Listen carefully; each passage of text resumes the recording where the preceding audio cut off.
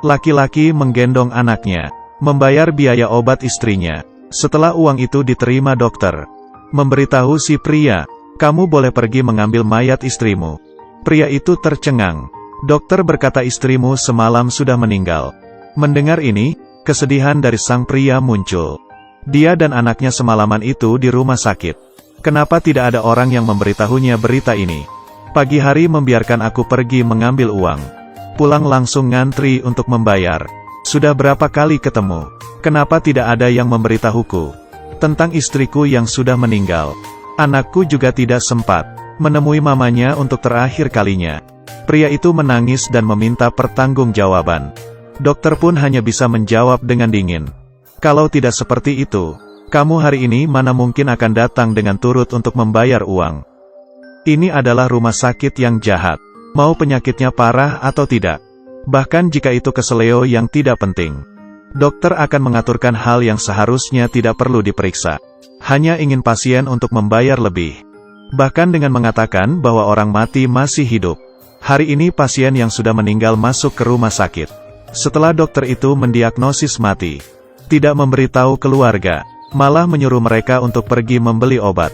Obat itu dibeli dengan uang. Tetapi obat itu tanpa disentuh dan dikembalikan lagi ke apotik. Dan suster yang masuk ke kamar pasien itu malah ngobrol, seolah-olah ini adalah tempat mereka istirahat. Dan mereka memberitahu keadaan pasien yang darurat ke keluarga, dan harus dioperasi.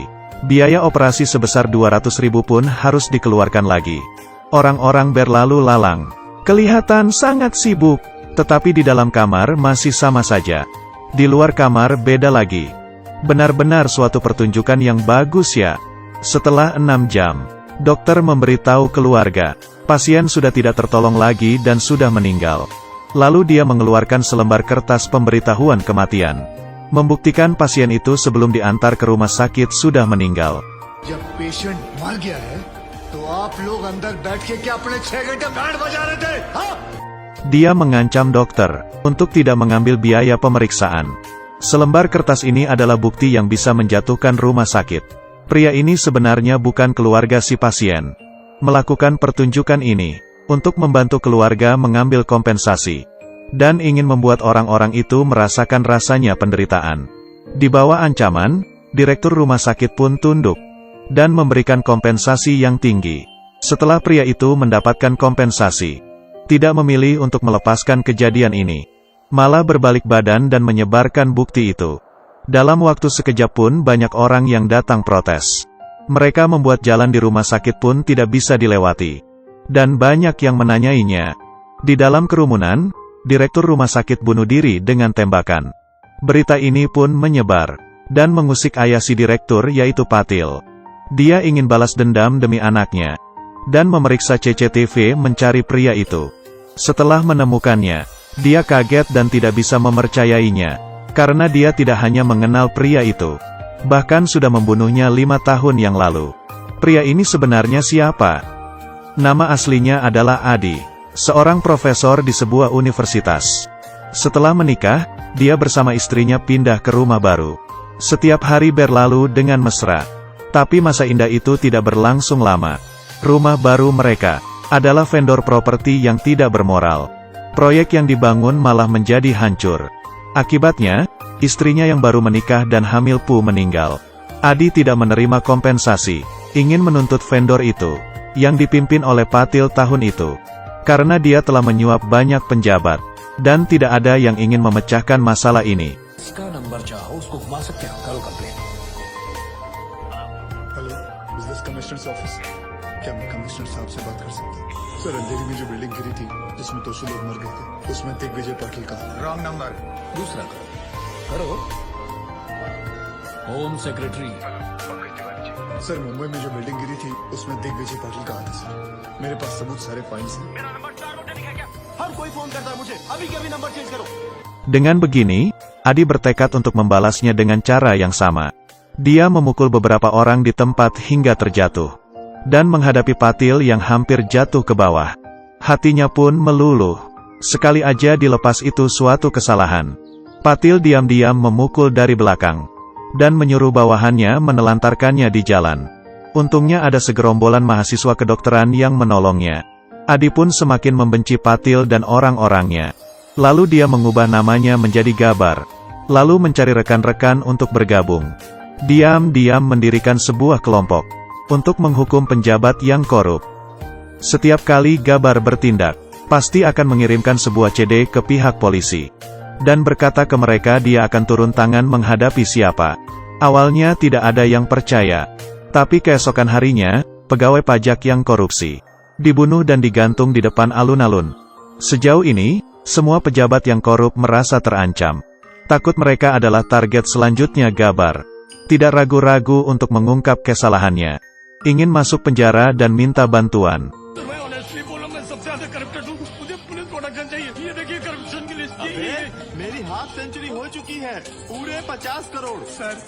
Karena yang ditangkap semua itu adalah koruptor. Jadi semua orang mendukung Gabar. Menganggap dia adalah seorang pahlawan kebenaran. Gejolak terus meningkat, banyak pejabat tidak berani lagi mengorupsi uang. Bisnis Patil pun terpengaruh. Dengar-dengar Gabar sudah menangkap 10 koruptor. Jadi dia juga menangkap 10 orang yang paling jujur dan tidak pernah korupsi. Dan yang paling jujur itu ditendang jatuh dari atas gedung. Perilaku jahat itu benar-benar membuat Gabar marah. Dia menuliskan nama Patil di daftar buku kematiannya. Di saat yang bersamaan, polisi yang bernama Kuldep di saat itu juga memerhatikan tentang masalah penangkapan itu. Meski kemampuannya luar biasa, tetapi karena dia tidak punya uang untuk menyuap ketua, sehingga dia menjadi supir polisi. Meski mempunyai cara untuk menemukan Gabar, tetapi tidak ada yang ingin mendengar pendapat dari seorang supir. Karena itu dia hanya bisa diam-diam menyelidiki. Dan menggunakan kesempatan itu, Gabar tahu semua tentang pejabat yang korup. Pasti ada orang dalam yang membocorkan informasi itu. Kemudian melewati hubungan itu, memeriksa pegawai yang jujur tidak pernah korupsi itu mempunyai kesamaan apa. Akhirnya menemukan bahwa mereka semua adalah satu alumni. Dan juga mencurigai Gabar, juga alumni dari sekolah yang sama. Kuldep memberikan hasil pemeriksaannya ke ketua. Lalu mereka datang ke sekolah untuk mencari orang. Tetapi semua mahasiswa menghalang polisi untuk masuk. Karena jalan ini tidak bisa dilewati. Polisi menangkap keluarga para pegawai yang tidak korupsi.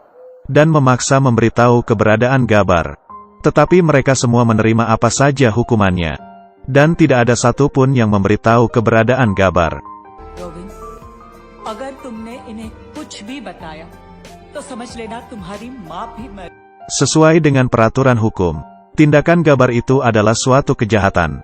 Tetapi orang-orang bersedia untuk peduli dan mencintai. Meski menderita tetap tidak akan berkhianat. Gabar, satu kata ini, merupakan harapan terakhir semua orang. Mengkhianatinya berarti sama dengan mengkhianati diri sendiri. Dan di saat yang sama, Patil merayakan pesta ulang tahun. Banyak orang yang datang menggunakan topeng muka dia. Gabar ternyata ada di tengah kerumunan orang-orang itu. Karena kegunaan topeng, sehingga Gabar dengan mudah berjalan ke tempatnya Patil. 5 साल पहले तूने मुझे 2 चांस दिए थे। आज मैं तुझे 3 चांस देता हूँ। हेलो हेलो, मैं दिग्विजय पाटिल। मैं बड़ी मुश्किल में हूँ तुम्हारे। गब्बर ने मुझे किडनैप कर लिया है। अरे यार, क्यों मरवा रहे हो मुझे?